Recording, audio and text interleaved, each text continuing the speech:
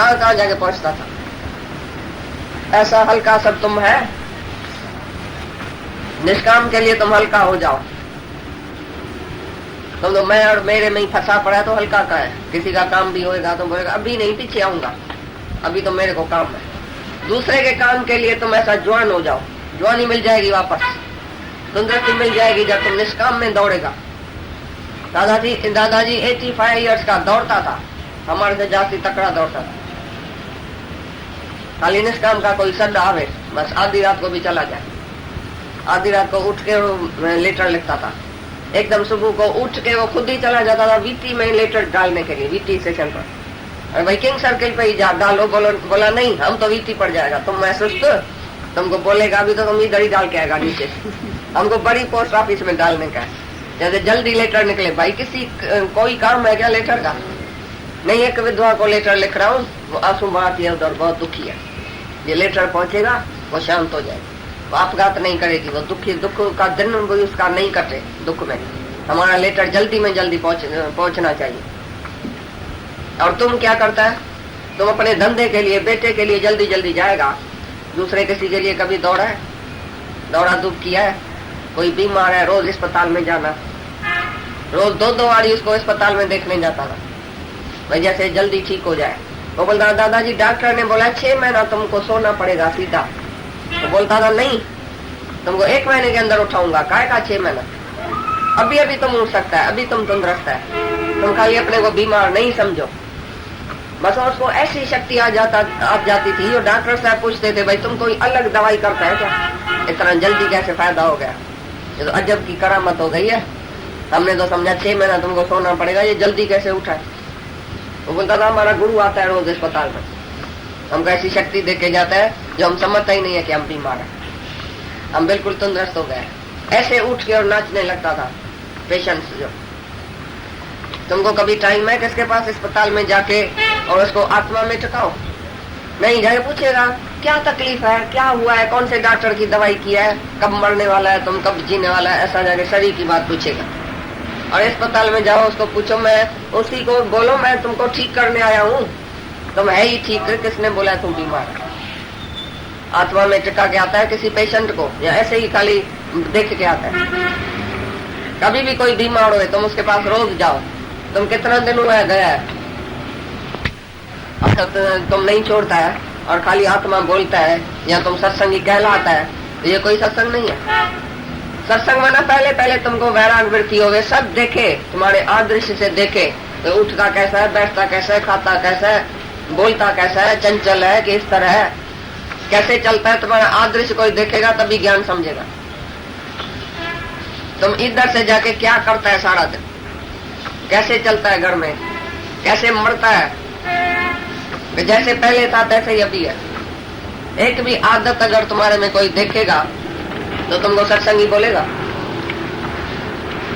तुम ये पाप करता है जो सत्संग में आके और आदत नहीं छोड़ता है, इच्छा नहीं छोड़ता है, वासना नहीं छोड़ता है, पहले से भी जाती भाई अभी तो मेरे को खुशी आ गई है, मैं आत्मा हूँ, खुशी में आके घूमा फिरा, खाया पिया, भोगा सोया, मस्ती किया, तो ये तुमको भगवान छोड़ेगा नहीं। भगवान इधर ही हिसाब लेता है सबका, भाई तुम कैसे चलते हैं दुनिया में। तो ज्ञान तो बराबर है, लेकिन ऐसा जब अभी सुना भाई ज्ञानी की अवस्था क्या होनी चाहिए, सुख में कैसे रहता है, दुख में कैसे रहता है, दोनों बात में कैसे समान रहता है, समान दृष्टि, समान वृत्ति, सब में समान आत्मा देखना, किसी में भी वासना नहीं रखना ये मेरी स्त्री है। अरे मर्द लोग तो अपनी स्त्री तो छोड़ो 10-20 बार भी स्त्री करके आता है, सहेलियां रख के आता है, पीछे बोलता है कृष्ण भगवान नहीं इतनी गोपियों को प्यार करता था, मैं भी कृष्ण हूँ। 1000 तो सहेली रखता है मर्द लोग। कोई एक मर्द है जिसने अपनी औरत के ऊपर अत्याचार नहीं किया होवे, मारपीट नहीं की होवे, गाली गंद नहीं किया होवे, घर में अहंकार नहीं किया होवे, मैं कमाता हूँ तुम खाती है, ये जो जुल्म तुम करते हैं और तुम छूट जाएगा क्या? इधर ही भगवान हिसाब लेगा सबसे। विषय विकारी तुम है और औरत को बोलेगा तुम सीता बनो। अरे तुम पहले राम बना है, तुम राम है जो वो दूसरी सीता बने। तुम राम की तरह देखो, राम की स्त्री चली गई जंगल में, फिर यज्ञ किया था तो उधर स्त्री उसको पासे में बाजू में बैठाने की थी, तो सोने की सीता बना के उसने बैठाया, लेकिन दूसरी शादी नहीं किया कि मेरे को दूसरी सीता लेके दियो। वो सीता चली गई, नहीं, वो भी कठिन तपस्या में रहा, राम भी, और सीता भी कठिन तपस्या में रही। ये तपस्या जब तक नहीं है तब तक ज्ञान भी नहीं है। ज्ञान सुन के और तुम ऐसा ही फ्री चलेगा, बेपरवाह होके चलेगा, एक भी इच्छा, एक भी वासना तुमको गिराएगी। ज्ञान एक तपस्या है, मन इंद्रियों की, वाणी की तपस्या। गीता के 17 अध्याय में है ना, मन वाणी की तपस्या। तो मन की तपस्या क्या है? संकल्प विकल्प भी शुद्ध होवे, अशुद्ध संकल्प विकल्प नहीं होवे, बाहर मुखी नहीं होवे वृत्ति। मन में कोई भी संकल्प विकल्प ऐसा खराब नहीं चले। मल विक्षेप आवरण, ये 3 पर्दे हैं आत्मा के आगे। एक मलिनता है, विषय विकार का ख्याल, और एक विक्षेप है, संकल्प विकल्प। ज्ञानी को हमेशा चलता रहता है बाहर मुखी, तेरा तेरा, ये वो, ये क्यों चला गया, ये क्यों आया, ये क्यों गया, फिजूल संकल्प विकल्प, बेवकूफी का ये चलता है। सारा दिन विक्षेप रहता है अंदर में, विक्षेपता। और एक है आवरण, बड़े में बड़ा पर्दा है अज्ञान का, मैं हूँ। ये देह ध्यास जो है वो बड़े में बड़ा पर्दा है। तो मल विक्षेप आवरण, ये 3 किस्म का पर्दा है, जैसे आत्मा ढकी पड़ी है। जैसे कोई नदी होवे, तालाब होवे, उसके अंदर मट्टी है पानी में, तो भी तुम शक्ल नहीं देख सकेगा। अगर पानी हिलता है तो भी शक्ल नहीं देख सकेगा, और पानी के ऊपर अगर काई आ गई तो भी शक्ल नहीं देख सकेगा। तो पानी कैसा होवे? साफ होवे। पहले तो फिटकी लगा के साफ करो उसको। और पीछे ये जो हिलता जिलता है, ये विक्षेप है। एक है मलिनता, मन मट्टी, मन में भी ऐसी है मट्टी, मलिनता। और दूसरा, मन सारा दिन चलता रहता है, चलता रहता है, स्तर ही नहीं होता है। जब तक आत्मा में नहीं आएगा तब तक स्तर कैसे होएगा? जब तक तुम देह में है और तुम्हारा संसार बाहर है तो उसका संकल्प विकल्प आएगा। द्वैत जब तक नहीं गया तब तक संकल्प विकल्प भी नहीं गया। दूसरा है, मन तुम्हारे में संकल्प विकल्प जरूर है, ये विक्षेप है। जब तक विक्षेप है तो भी आत्मा का दर्शन नहीं है। जब तक मलिनता है, विषय विकार, तो भी आत्मा का नहीं है दर्शन। तीसरा है अज्ञान का पर्दा, ये कारण शरीर जो है, ये काई जो है, काई माना जो सेवन आती है, फिर उसी सेवन को बाजू करके अगर रखेगा फिर आ जाएगी। लेकिन उस सेवन को बिल्कुल बाहर निकाल के फेंको। तो अज्ञान बिल्कुल दूर होना चाहिए जड़ से, कि मैं देह नहीं हूँ। यह जड़ से अज्ञान को दूर करना। जिसका जड़ से अज्ञान दूर हो गया कि मैं देह नहीं हूँ, माना आवरण जिसका पर्दा हट गया, वो साक्षात दर्शन करेगा आत्मा को। उसको अंदर बाहर आत्मा देखने आता है, वो शुद्ध पवित्र हो जाता है। जहाँ बैठता है उसका आत्मा सीढ़ी पवित्र हो जाता है। ब्रह्मज्ञानी के संग में हम कभी एक भी विकारी ख्याल कर सकता है, बाहर शायद आ भी जावे, लेकिन सत्संग में बैठते बैठते तुम क्या देखता है? कभी स्त्री देखा है इधर, कभी छोकरी देखा है, कभी लड़का देखा है, कभी मर्द देखा है? इधर क्या देखने में आता है? हमारे सामने तो हम तुम्हारी आंखें निकाल के फेंकेगा, इधर तो तुमको अंधा करके पीछे बिठाता है। भाई तुम ब्रह्म स्वरूप है, नहीं कोई स्त्री है, नहीं कोई मर्द है, तो तुम बाहर भी ऐसा रखेगा अपनी वृत्ति को। इधर वृत्ति तुम्हारी बन जाएगी, ब्रह्माकार दृष्टि बन जाएगी, तो बाहर भी तुम ब्रह्म ही ब्रह्म देखेगा। कहाँ भी तुम गिरेगा नहीं माया में। माया है ही नहीं तुम्हारे लिए पीछे, एक कोई ब्रह्म है, द्वितीय नास्ति। तो ब्रह्म ज्ञानी का संगम इसीलिए ही करता है जैसे हमारी ब्रह्माकार वृत्ति पक्की होवे।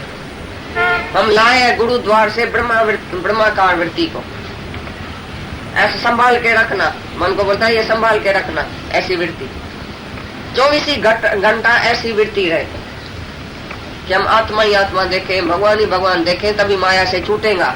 नहीं तो तुम बाहर जाके पाप करेगा, वही तरह के आत्मा आत्मा करेगा। तुम्हारी स्त्री से, तुम्हारे घर वाले से, तुम्हारे नौकरों से, तुम्हारे बेटों से, तुम्हारे बहुओं से, हम सब पता लगाता है भाई ये कैसे घर में चलते हैं। तुम ऐसा नहीं समझना तुम घर में कैसा भी चलो हमको पता ही नहीं चलेगा। भाई भगवान को नहीं बताना, तुम स्त्री को बोलेगा, बहू को बोलेगा, बेटे को, भगवान को नहीं बताना। भगवान को नहीं बताएगा तो क्या होगा? भगवान है जानी जाना, तुम्हारे अंदर तो बैठा है, बाहर वाले भगवान को नहीं भी बताएगा।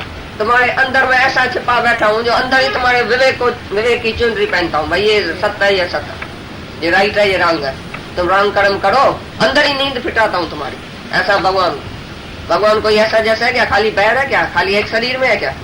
जानी जाना हार माना तुम्हारे अंदर बैठा है, जो तुम्हारे मन को, बुद्धि को, चित्त को, अहंकार को, कर्म को, पाप को, पुण्य को जानने वाला अंदर बैठा है। इधर जग से चाहे भाग ले प्राणी, मन से भाग न पाए।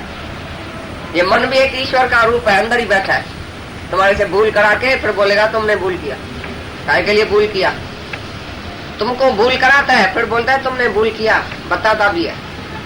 अंदर ऐसा जागृत अवस्था में बैठा है। भगवान बोलता है कि तुम कहाँ जाता है, किधर जाता है, किस रास्ते में जा रहा है, अंदर बताता भी है। तो भी तुम विवेक को ढक के, भगवान की आवाज को ढक के बोलता है अभी तो करो, मजा तो लियो, आज तो मजा ले, कल देखा जाएगा। आज तो चोरी करें, आज तो शराब थोड़ा थोड़ा पिए, आज तो सिगरेट पिए, आज तो सिनेमा में चले, कल देखा जाएगा। नहीं, गुरु थोड़ी देखता है, हम तो घर में बैठा है ना, गुरु थोड़ी देखता है। तो गुरु तुम्हारा किस टाइम नहीं देखता है, कहाँ नहीं है, वेयर इज नॉट गॉड, भगवान किधर नहीं है।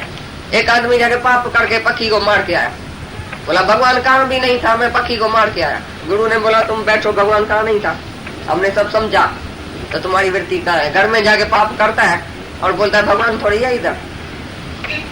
और जो सच्चा भगत है उसको जानता है, एक एक दीवार में, चित्त में, वित्त में भगवान दिखाई देता है। हमारा गुरु इधर से भी देखता है, इधर से भी देखता है, अंदर से भी देखता है, बाहर से भी देखता है।